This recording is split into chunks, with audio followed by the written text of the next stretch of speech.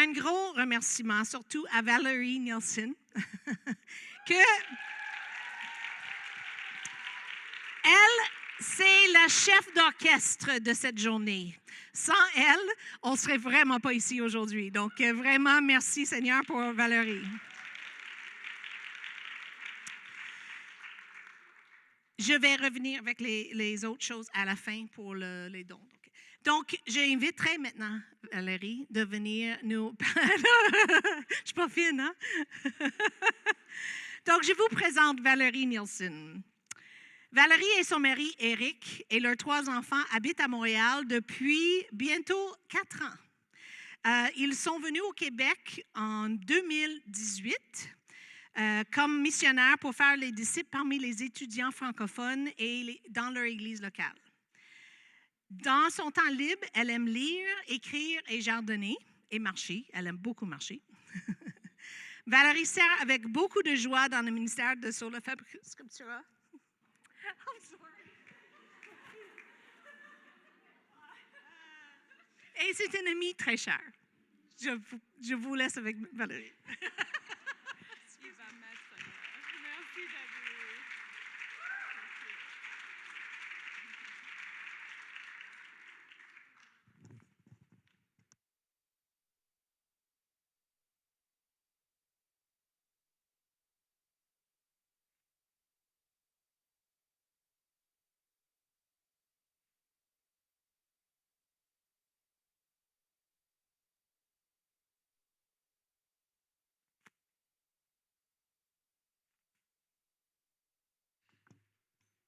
C'est bon? Vous m'entendez? Oui? OK, super, merci. C'est drôle parce que je savais déjà que je serais émotive, mais ça ne m'aide pas quand tu fais ça. Mais je suis très honorée. Merci beaucoup, David.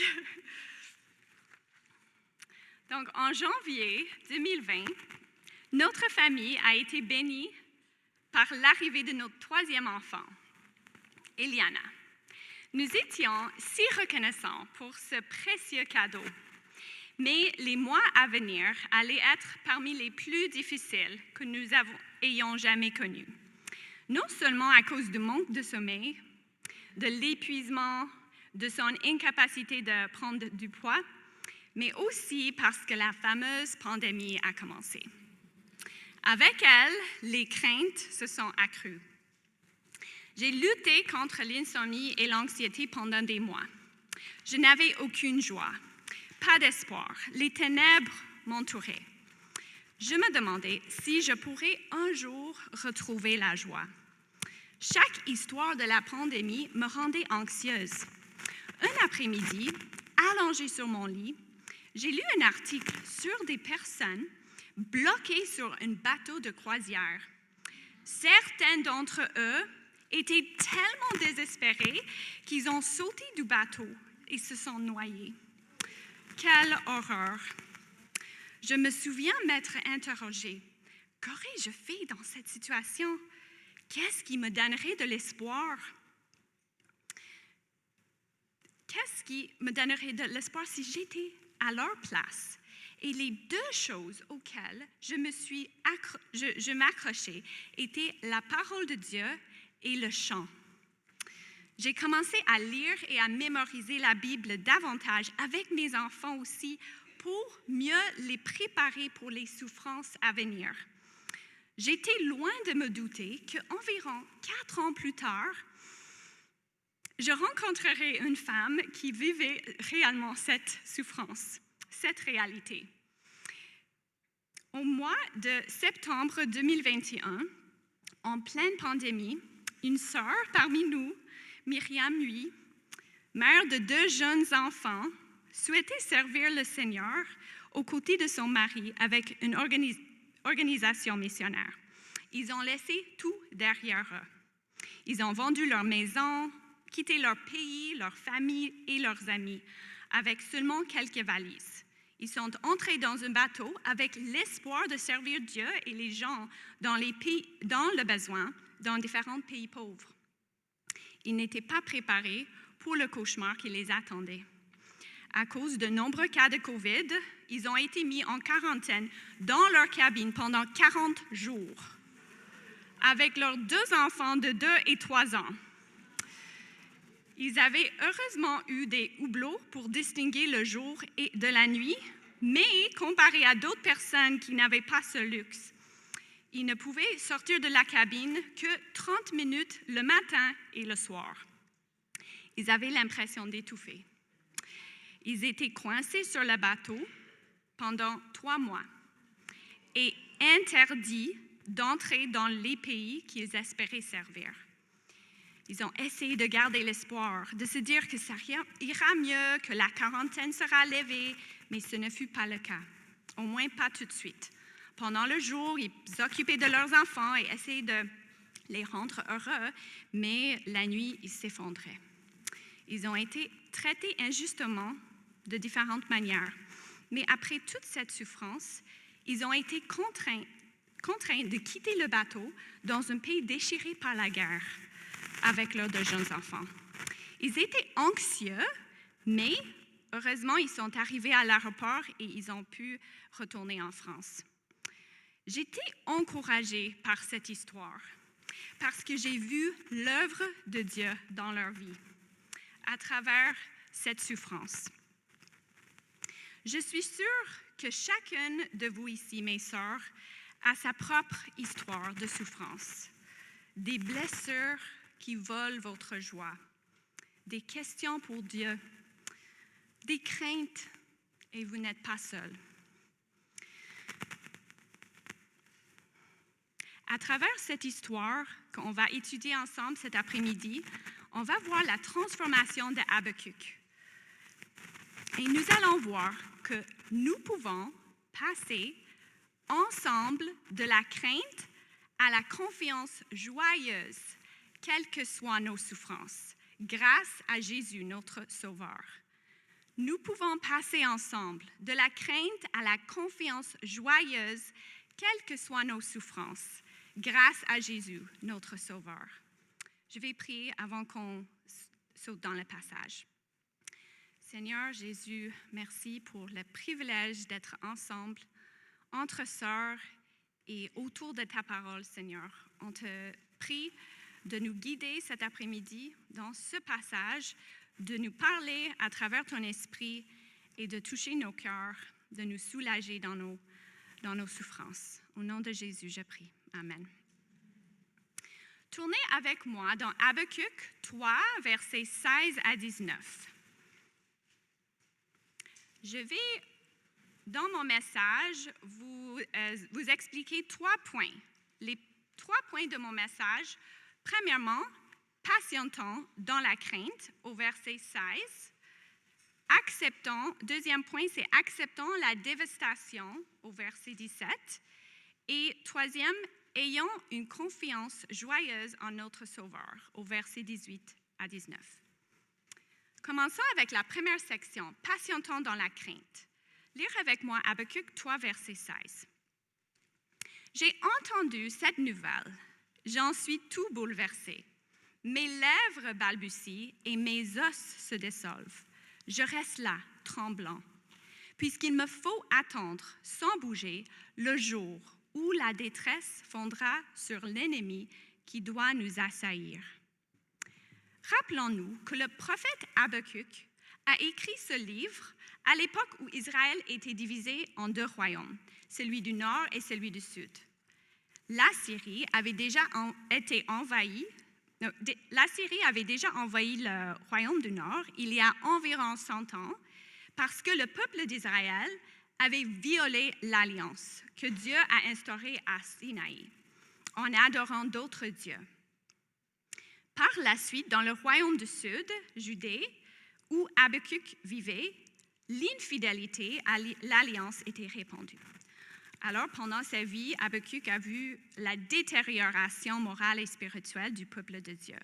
Rachel nous a bien expliqué ce contexte hier soir. Et les leaders religieux ont exploité aussi les pauvres à leur propre avantage. Alors, ça fait du sens que Dieu va les juger. Mais la façon dont il va le faire est surprenante. C'est pour cette raison qu'en entendant la nouvelle, Habakkuk est bouleversé. Il y a la répétition aussi au début du chapitre 3, au verset 2. Il dit « Ô Éternel, j'ai entendu ce que tu viens de proclamer et je suis effrayé devant ton œuvre, ô Éternel. » Alors, quelle est l'œuvre de l'Éternel? Quelle est cette nouvelle? Dieu a dit, en chapitre 1, versets 5 à 6, qu'il va utiliser les Babyloniens pour juger son peuple, pour les punir pour leurs péchés. Et vous avez étudié ça dans vos petits groupes. On sait que le contexte historique et littéraire peuvent nous aider à mieux connaître qui sont les Babyloniens. La nation de Babylone montait en puissance et était connue pour leur méchanceté et leur injustice. Et on voit plusieurs mots dans le livre de Habakkuk qui décrivent les Babyloniens. Ce ne sont pas des mots positifs. Impitoyable, impétueux, terrible, redoutable, méchant, injuste, violent, moqueur, traître, arrogant, malhonnête. Est-ce que cela ressemble à un groupe de personnes que vous aimeriez croiser? Non, pas du tout. Alors, nous comprenons pourquoi Habakkuk est bouleversé. Ça n'a pas de sens pour lui. Pourquoi Dieu va utiliser un peuple terrible, un peuple qui est plus injuste que eux? C'est incompréhensible. Ensuite, Habakkuk continue à décrire les effets de sa crainte sur son corps.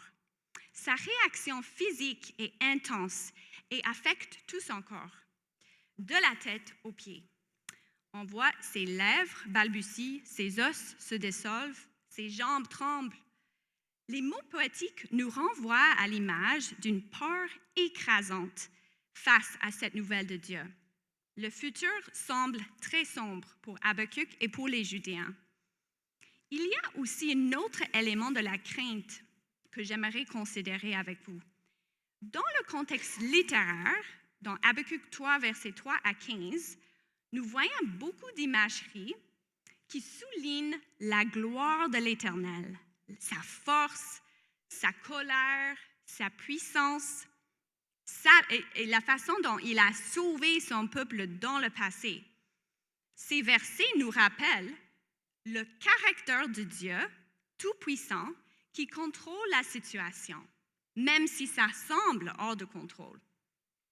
Habakkuk est rassuré que Dieu va juger l'ennemi et il lui demande de se souvenir de sa compassion dans sa colère. Alors, le souvenir de ces actes de Dieu dans le passé incite probablement Habakkuk à avoir une sainte crainte de lui et de sa justice. Ainsi, la réaction physique dans le corps de Habakkuk est probablement une réponse non seulement au jugement d'Israël par les Babyloniens qui s'en vient, mais aussi au Dieu saint qui est l'auteur de ce jugement. Remarquons que Habakkuk ne reste pas là, figé dans sa crainte. Non, il dit qu'il doit attendre tranquillement, sans bouger, qui peut signifier aussi se reposer tranquillement. Pour le jour où la détresse fondra sur l'ennemi qui doit les assaillir. Alors oui, il doit attendre la discipline de son peuple par les Babyloniens, et ça fait peur, mais il peut aussi se reposer en Dieu, le juste juge, qui va également punir les Babyloniens par la suite. C'est tout comme il a fait après 400 ans d'esclavage pour les Israélites en Égypte. Habakkuk sait qu'un jour, ils reviendront de l'exil et ils seront à nouveau rassemblés en tant que peuple de Dieu.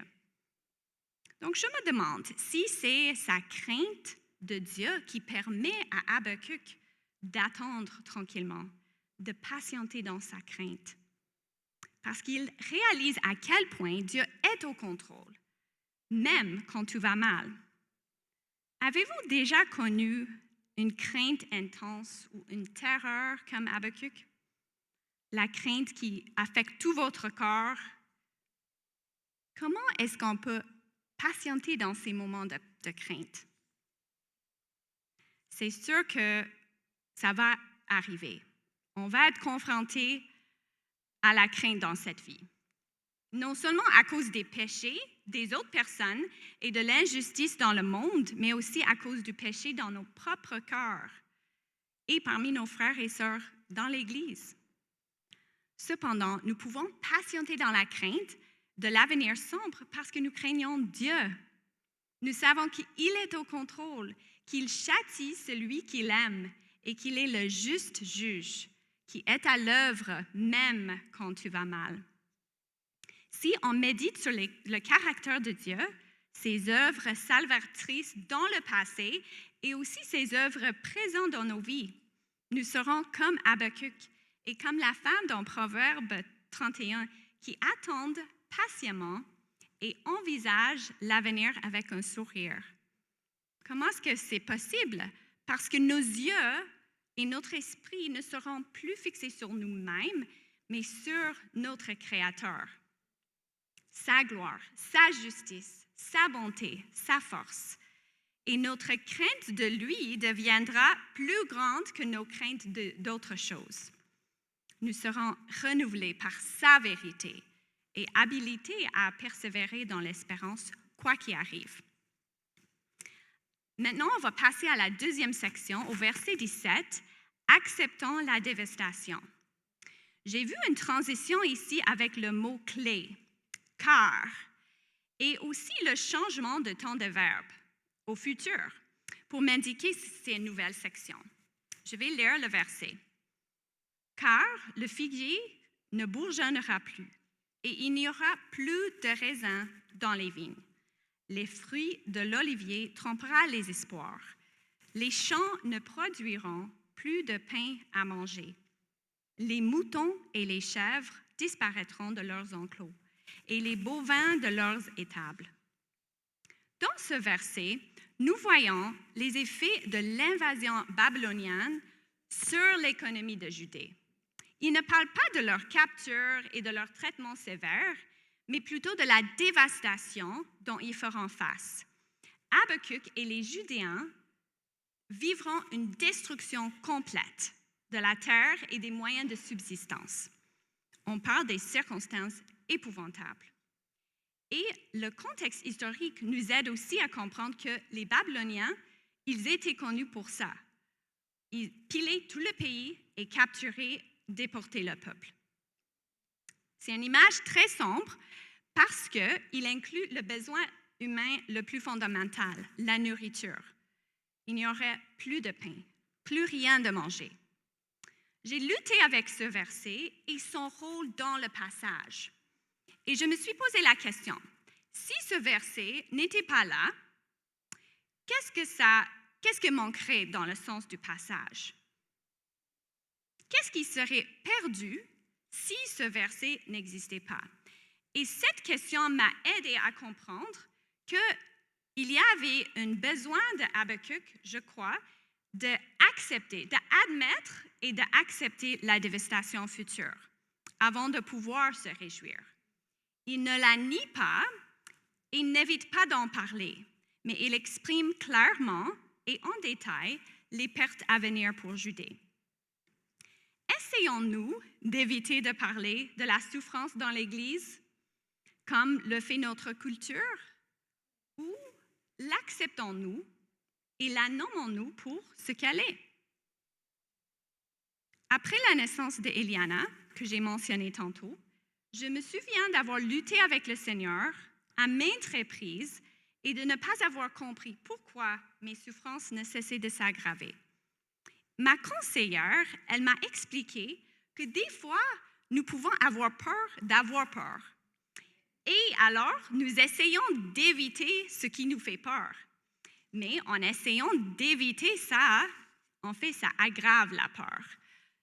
Et elle m'a donc encouragée de nommer exactement c'est quoi mes craintes, c'est quoi mes peurs, et d'aller jusqu'à ma pire peur, de vraiment considérer ça. Et je me demande si c'est ce que Habakkuk fait dans le verset 17. Il avait encore de la crainte parce que ses sentiments du verset 16 n'ont pas juste disparu tout d'un coup. mais il nomme spécifiquement la pire situation qui pourrait lui arriver pour ensuite pouvoir l'accepter. C'est vrai que nous vivons dans un pays très riche en termes relatifs et nous n'avons pas encore vécu la dévastation totale comme décrit le passage, mais ça peut arriver. Et plus généralement, comme application, j'imagine que vous avez peut-être été touché par la dévastation physique de différentes manières. Peut-être la perte d'un emploi ou l'accumulation des dettes financières, l'affaiblissement ou la progression d'une maladie dans votre corps ou dans le corps d'un proche. Ou peut-être que vous avez vécu de la dévastation dans les relations autour de vous. Peut-être dans votre couple ou dans votre famille ou avec un ami. Et dans la dévastation, nous ne pouvons pas réjouir de ce que notre situation va s'améliorer parce qu'on ne sait pas. Et pour celles qui ressentent la dévastation comme ça, de différentes manières dans leur vie en ce moment, je vous encourage de parler avec les femmes, parler avec les sœurs, spécifiquement de vos souffrances. Quand quelqu'un vous demande à l'église « Comment ça va ?», ne dis pas « Ça va bien ». Dis « Ça va mal en ce moment » et voilà pourquoi. Ça ouvre une conversation authentique et ça nous permet de parler de nos souffrances. Acceptons la dévastation ou la souffrance dans nos vies comme venant de la main de Dieu, de notre Dieu, aimant et miséricordieux, comme l'a fait Habakkuk. Souvent, on ne sait pas s'il s'agit d'une discipline de Dieu ou simplement un résultat de la chute ou des péchés d'autres personnes, mais quelle que soit la raison, nous pouvons accepter la dévastation, la souffrance, sachant que ce n'est pas la fin de l'histoire. En fait, ça fait partie du plan de Dieu pour nous transformer. Et à celles qui peut-être ne sont pas confrontées à de telles réalités en ce moment, je vous encourage de prier pour celles qui sont. Considérez des façons tangibles d'aider vos frères et vos sœurs en Christ qui souffrent de la dévastation physique ou financière de différentes manières. Et une ressource qui vous aiderait beaucoup à compatir avec les femmes qui souffrent de différentes manières, c'est le livre que notre chère Angie a édité. Ça parle, elles ont vu la fidélité de Dieu. Ça partage différents témoignages des femmes qui souffrent différentes épreuves. Et je vous recommande fortement ce livre, c'est super bon. Un message que notre culture souvent nous transmet, c'est que nous ne pouvons pas être heureux si on a peu. Nous avons besoin de plus pour être heureux. Les prochains versets qu'on va regarder ensemble nous conduiront à une compréhension complètement différente. Parce qu'Habakkuk et les Judéens n'auront rien. Et pourtant, Habakkuk est capable de détourner son attention de sa souffrance et la tourner vers Dieu. Alors, au verset 18 et 19, le point du message est « Ayons une confiance joyeuse en notre Sauveur ». Et encore ici, comment j'ai vu le changement de section? C'était le changement de voix de la troisième personne à la première personne. Et le mot-clé « mais ». Je vais lire les versets. « Mais moi, c'est à cause de l'Éternel que je veux me réjouir. J'exulterai de joie à cause du Dieu qui me sauve. L'Éternel, le Seigneur, c'est lui ma force. Il rend mes pieds pareils à ceux des biches. Il me fait cheminer sur les lieux élevés. Pour le chef des musiciens, à chanter avec accompagnement d'instruments à cordes. » Pensons une minute au personnage de Habakkuk.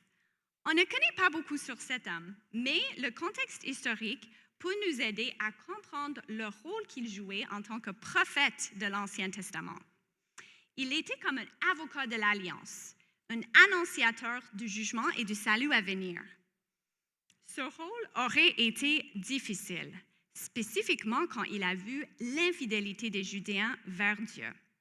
Cela explique pourquoi le message donné à Habakkuk lui semble un lourd fardeau.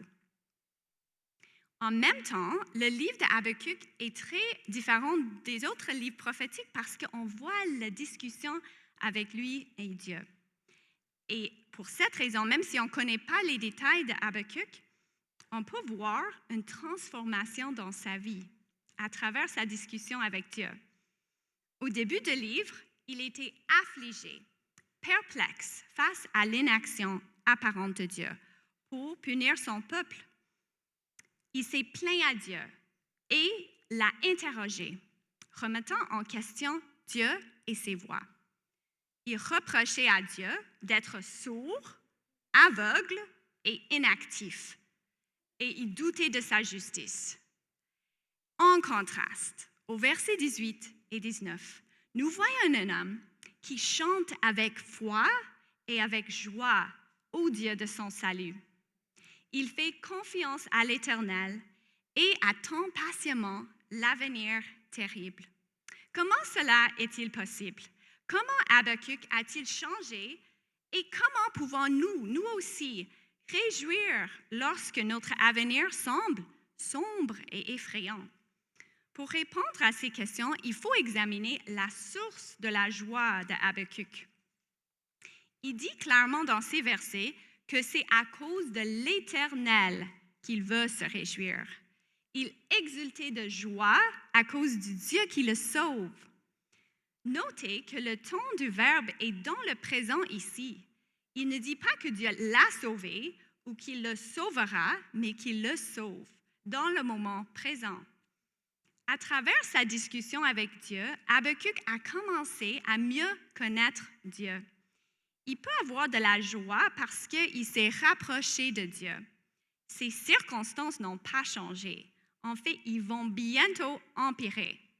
Mais il choisit de se réjouir en Dieu, sa force et son salut.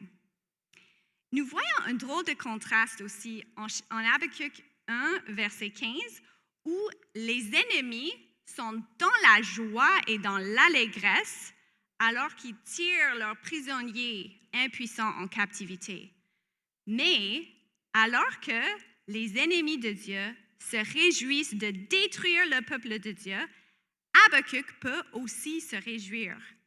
Comment? Parce que la vraie joie est une qualité et pas seulement une émotion, dont Dieu est à la fois l'objet et le donateur. Dieu nous donne de la joie en lui-même quand les circonstances sont sombres. Nous pouvons nous réjouir en Dieu en raison de son pardon, de sa faveur et de sa communion avec nous. Nous voyons également dans ces versets qu'il s'agit d'un processus. Habakkuk n'est pas encore tout à fait arrivé dans sa réjouissance à la mystérieuse providence de Dieu, mais il en a l'intention et la confiance qu'il y parviendra avec l'aide de Dieu.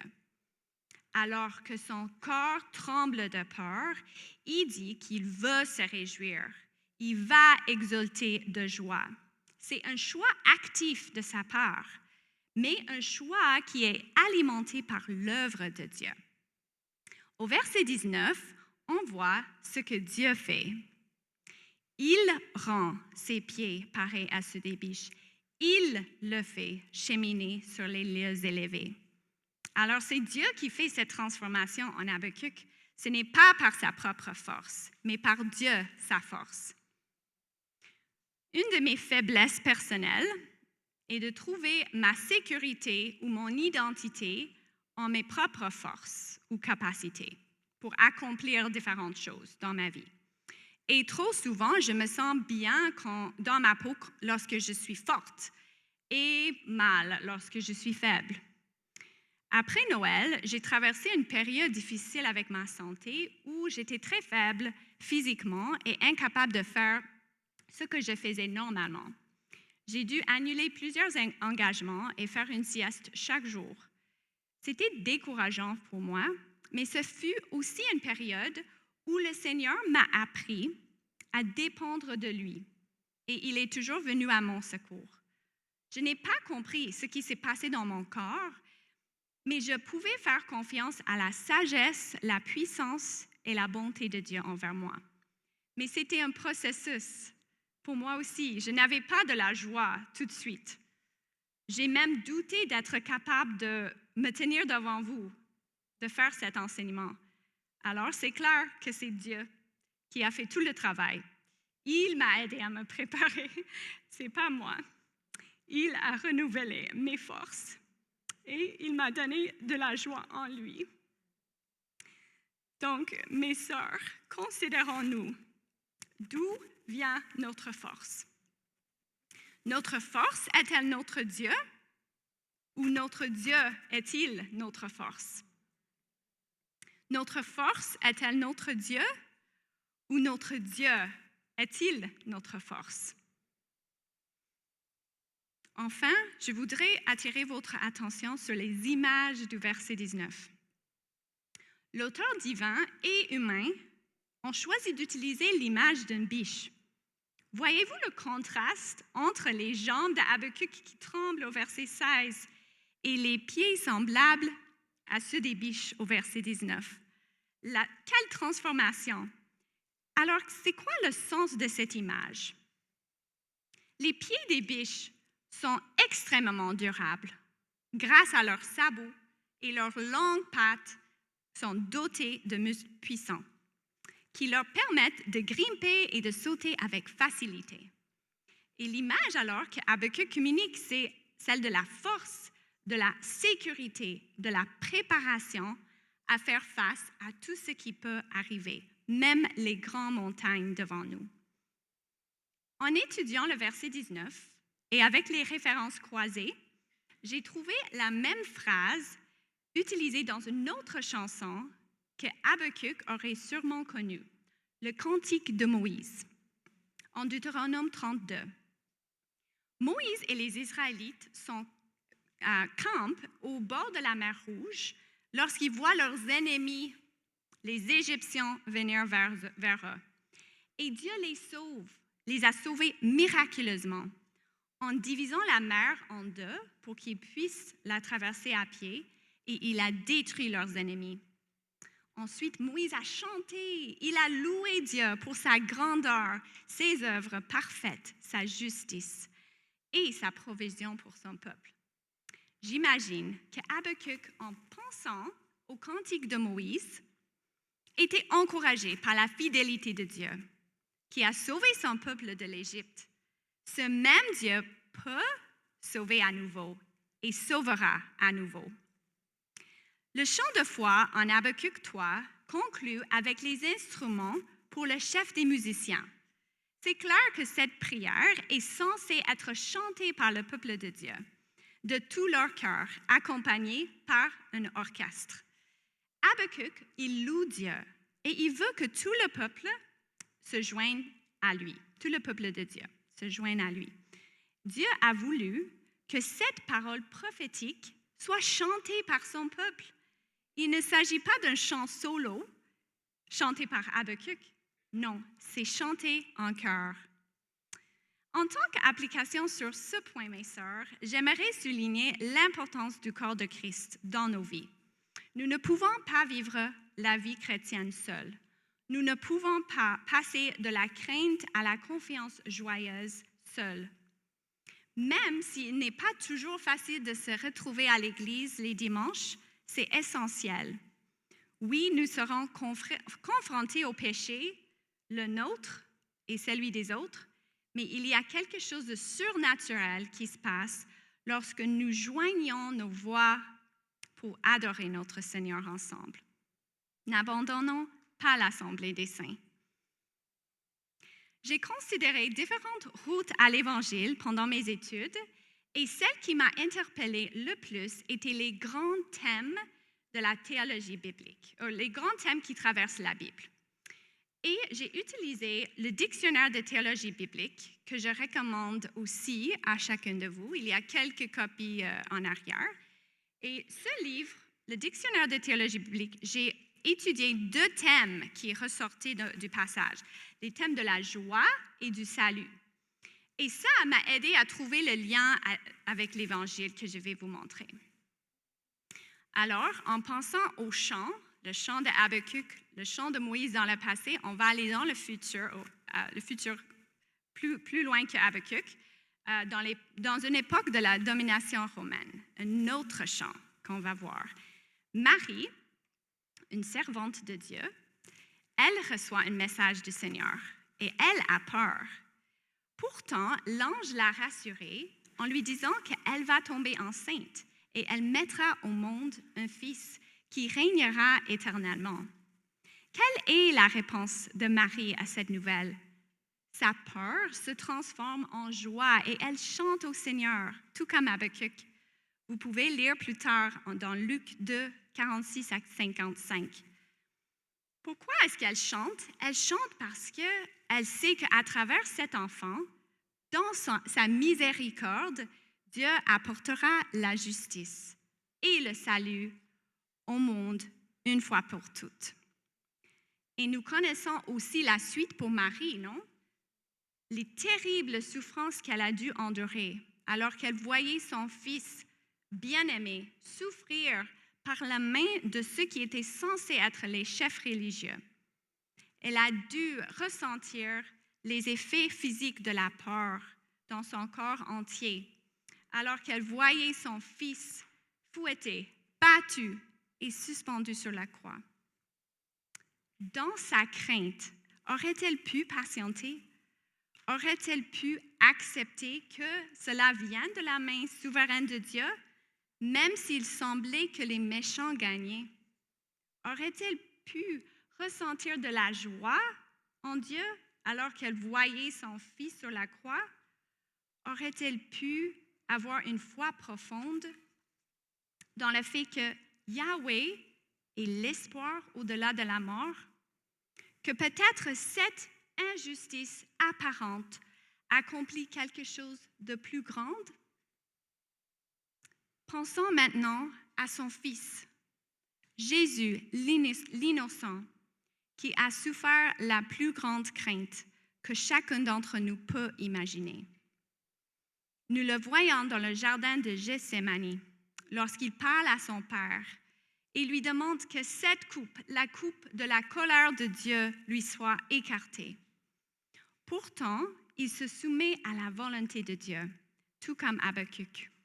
Il dit dans Luc 22, 42, « Toutefois, que ta volonté soit faite et non la mienne. » Il était tellement angoissé que sa sueur est devenue des gouttes de sang qui tombaient à terre.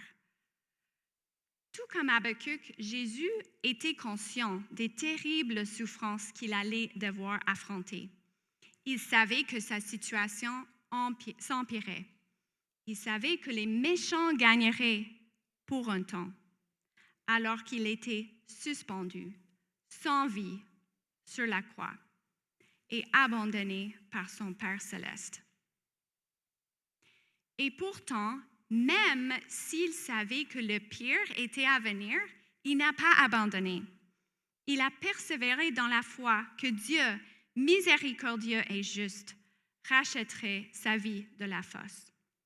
Il a mis un pied devant l'autre sur le chemin de la croix, attendant patiemment dans sa crainte et dans la dévastation de son corps physique. Il n'a pas abandonné. Il n'a pas perdu espoir. Il a fait confiance au Dieu de son salut pour qu'il devienne notre espérance au-delà de la mort. Il a souffert à notre place. Il a pris le châtiment que nous méritions à cause de nos péchés pour offrir le salut à tous ceux qui mettent leur espérance en lui. Et si vous ne connaissez pas personnellement encore ce Dieu de salut, je vous encourage à continuer à lire la Bible, continuez de poser vos questions à Dieu et il va vous répondre, comme il a fait avec Habakkuk. Mais sachez que sa réponse ne sera pas nécessairement dans le temps ou dans la forme que vous pensez. Et pensons aussi à nos voisins, les personnes autour de nous qui ne connaissent pas encore Jésus. et qui n'ont pas de l'espoir. Et partageons la bonne nouvelle avec eux.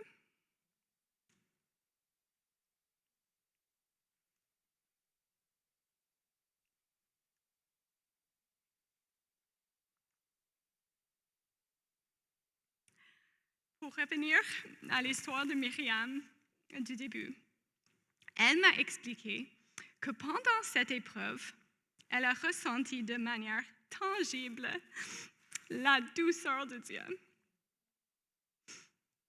Lui seul était son refuge, son appui, sa paix.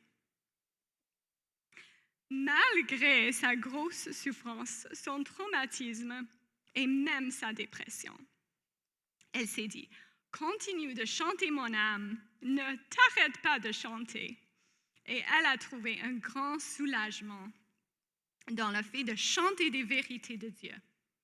Et Dieu a transformé leur cœur à travers cette épreuve. Leurs souffrances sont devenues des joyaux.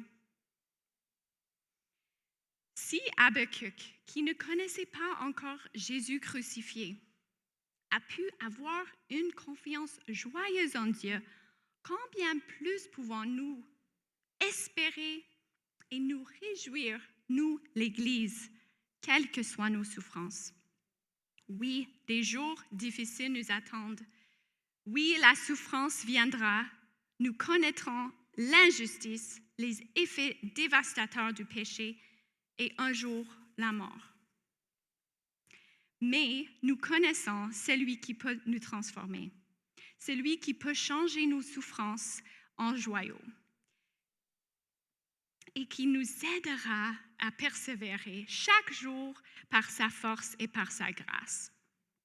Nous pouvons être transformés ensemble de femmes qui doutent, qui interrogent et remettent en question Dieu, en femmes qui, en tant que membres du corps de Christ, ont une confiance joyeuse en notre Sauveur. Comme Hébreux 12, versets 1 à 2 nous rappelle, c'est pourquoi nous aussi, qui sommes entourés d'une si grande nuée de témoins, débarrassons-nous de tout fardeau et du péché qui nous cerne si facilement de tous côtés et courons avec endurance l'épreuve qui nous est proposée. Gardons les yeux fixés sur Jésus, qui nous a ouvert le chemin de la foi et qui la porte à la perfection, parce qu'il avait en vue la joie qui lui était réservée. Il a enduré la mort sur la croix en méprisant la honte attachée à un tel supplice. Et désormais, il siège à la droite du trône de Dieu. Mes sœurs, nous pouvons passer ensemble de la crainte à la confiance joyeuse, quelles que soient nos souffrances, grâce à Jésus, notre Sauveur. Et pour répondre à ce passage, ce que Dieu nous a dit à travers ce passage, j'aimerais qu'on prenne quelques minutes, juste silencieusement, chacune avec Dieu, pour prier, pour lui parler, pour déverser nos cœurs devant lui. Il connaît vos souffrances, il connaît ce que vous vivez en ce moment et il veut qu'on aille à lui. Donc, on va prendre quelques minutes juste silencieusement et après ça, on va répondre par le chant. C'est tellement parfait avec le chant de Habakkuk de chanter ensemble en tant que le corps de Christ. Le chant « Bénis Dieu, ô mon âme ».